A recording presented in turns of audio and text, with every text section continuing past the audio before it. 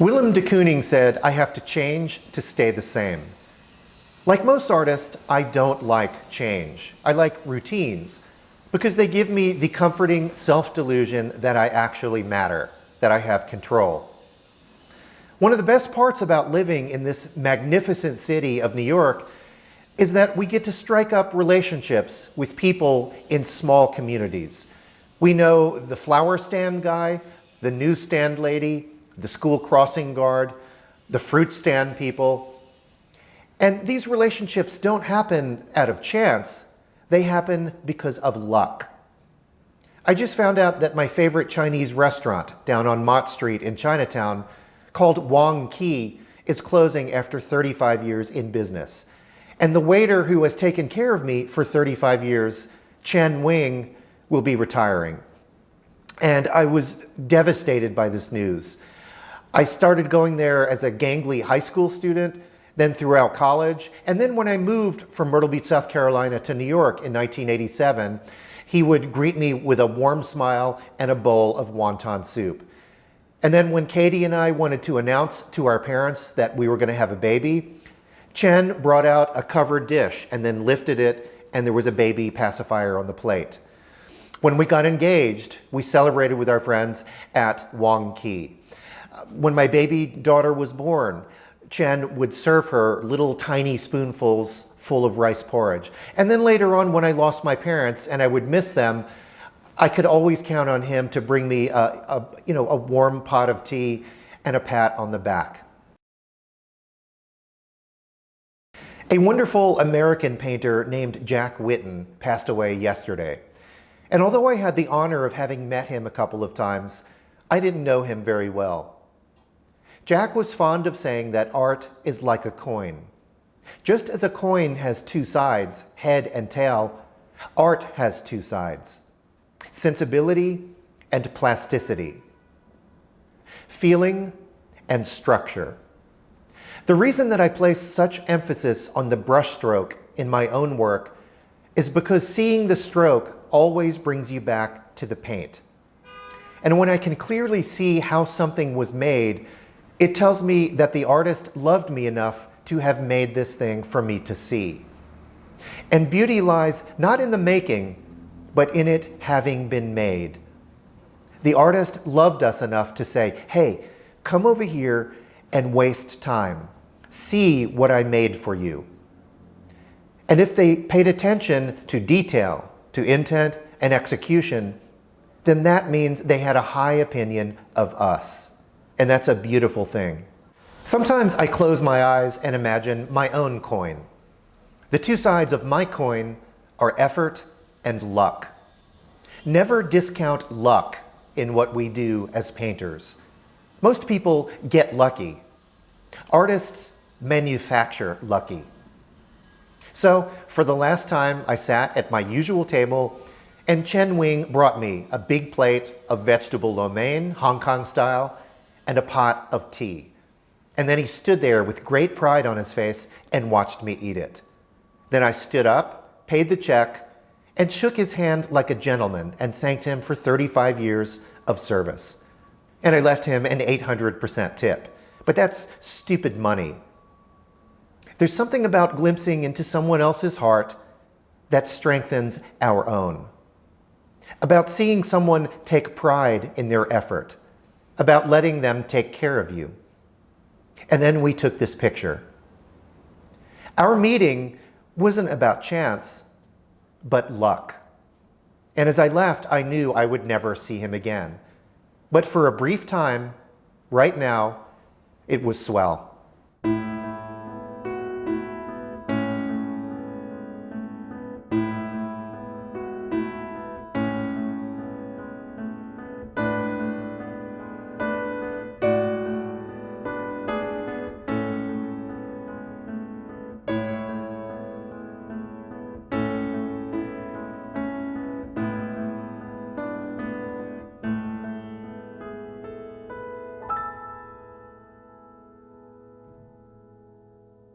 What the hell happened to me? This photo was taken when I was 17 years old, on the day of my first exhibition at the local library in Myrtle Beach, South Carolina. I don't know who took the photo or why I was half naked. My body went from thoroughbred to sourdough bread. I'm 52 now, and I wouldn't trade places with that guy for anything. I have sore knees, sleep apnea, and I'm on blood pressure medication. But I do okay by going to the gym to keep myself limber and strong so I can make paintings. Artists are survivors by nature. I know that I won't always be in the physical shape that I am now, and whenever I worry about stuff like that, I speak to Brian of the future, and he says none of it will matter. So I simply continue. Any of you who practice yoga are familiar with the term child's pose. Whenever yoga gets too strenuous or difficult, they tell you to take a child's pose. I'll defer to the great comedian Phyllis Diller, who, when something got too hard, quit. She quit until something came along that felt natural. Painting is the easiest job on earth, except for the painting part. That takes decades of practice. But everything else you already possess, and probably have since the first grade. If you're struggling on a painting, quit. Do something else. I go to a movie, take a walk, or sweep the floor. I take a child's pose. You'll know when it's time to resume. Art is a highly organized form of boredom. You must be able to tap into that childlike ennui that we all know but forgot. If you're trying to make art, it will look like art. Self-conscious. And you don't want that.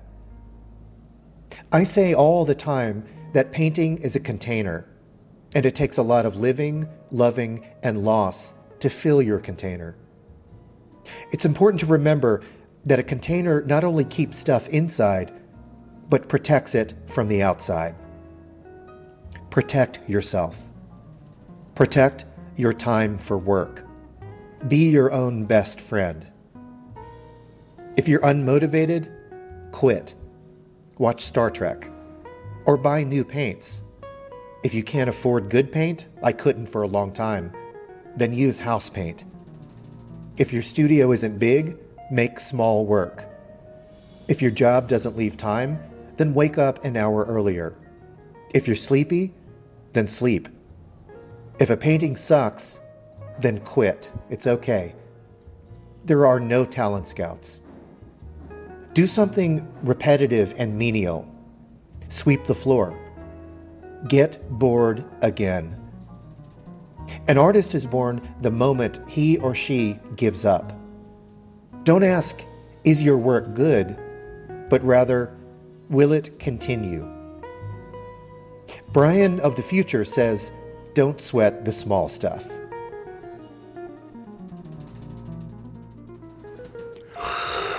I'm going to take a nap.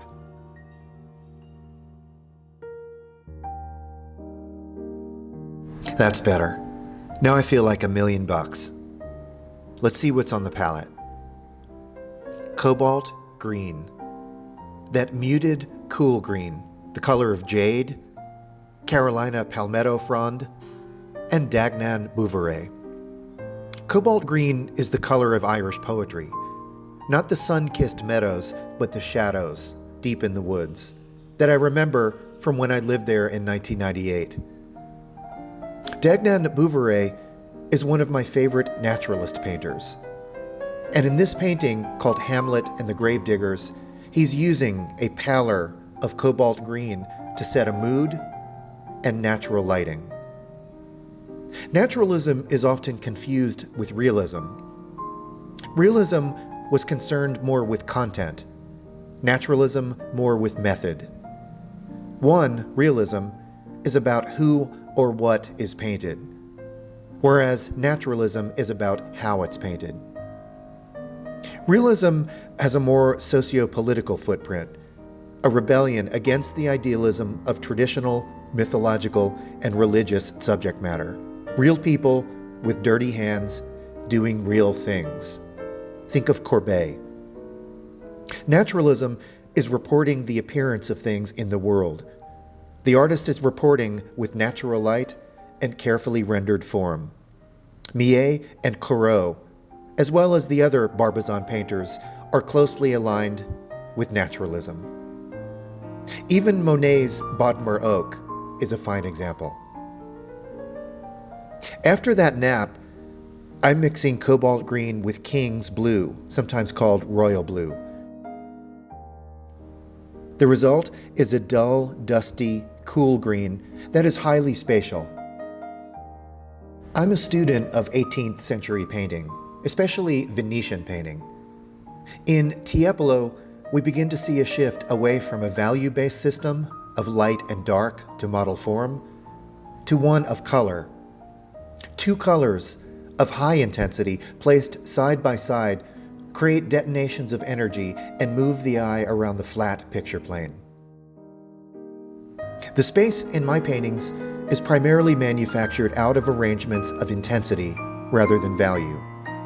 Intensity is measured from bright to dull. Value is measured from light to dark.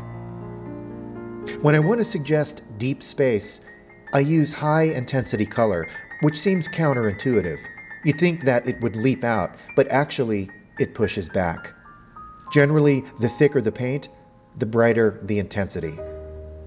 And you can see in this Hans Hofmann the enormous spatial potential of intense colors.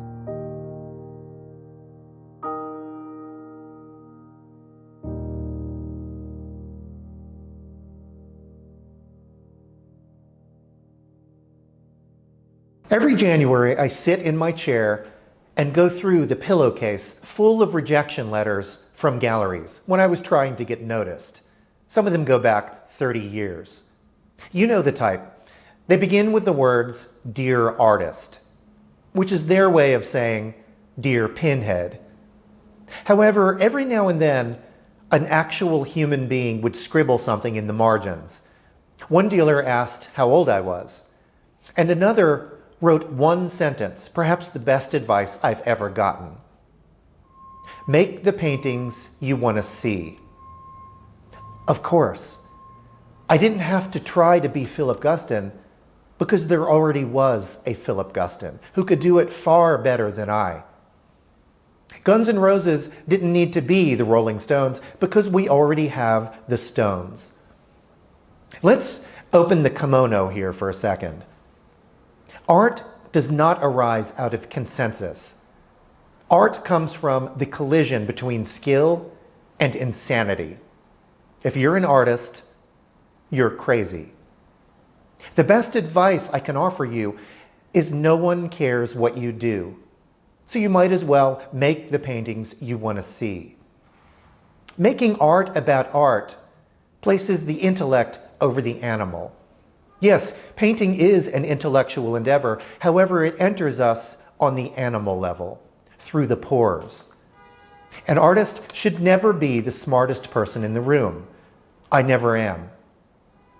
When a painter writes something like, "My praxis interrogates the theoretical limitations of altermodernism while traversing the modalities of the body as liminal space," all that does is tell me that they weren't hugged enough as children. All that does is put a gap between the viewer and the maker. Isn't the point of art to uncover the threads that connect all of us, not to exclude those without the proper vocabulary? Make the paintings you want to see.